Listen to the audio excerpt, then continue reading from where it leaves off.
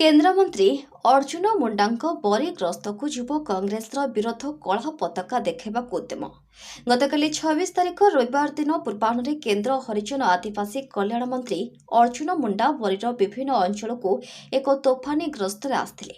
କେନ୍ଦ୍ରମନ୍ତ୍ରୀଙ୍କ ଗ୍ରସ୍ତ କାର୍ଯ୍ୟକ୍ରମରେ ବିଜେପି ସଭାପତି ଗୌତମ ରାୟ, ଆଶୁତୋଷ ପରିଡ଼ା, ଶାରଦା ଶତପଥୀ, ବରୀ ପ୍ରଭାରୀ ସୁରେଶ ରାଉତ, ଉମେଶ ଜେନା, ମନୋଜ ମହାପାତ୍ର, ବିବେକାନନ୍ଦ ଜେନା, ଜଗନ୍ନାଥ ପରିଡ଼ା ପ୍ରମୁଖ ଉପସ୍ଥିତ ଥିଲେ।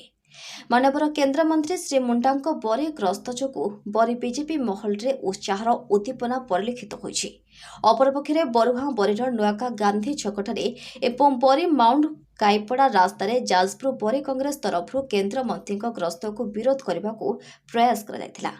पूर्व योजना अनुसार जिला युव कांग्रेस संपादक अमरेश परिड़ा नेतृत्व में किसी युव कांग्रेस टाणुआ कर्मी, पुलिस बाहिनी और बीजेपी नेता कर्मी को अचानक चकमा मारी रास्तार बरी को आसुथिबा केन्द्रमंत्री श्रीजुक्त मुंडा को कारकेड और शोभायात्रा कला प्रदर्शन कर विक्षोभ और नाराबाजी ग्रस्त को भंडूर करने को जोरदार उद्यम करते, जहाँफल बरी बीजेपी युव मोर्चा और कांग्रेस कर्मी मध्य धस्ताधस्ती हो अभावन परिस्थिति सृष्टि होता बेले पुलिस बाहिनी तरफ कांग्रेस कर्मी और नेता घोड़ाई दिज्वर विक्षोभ भंडूर होता जमापड़ी।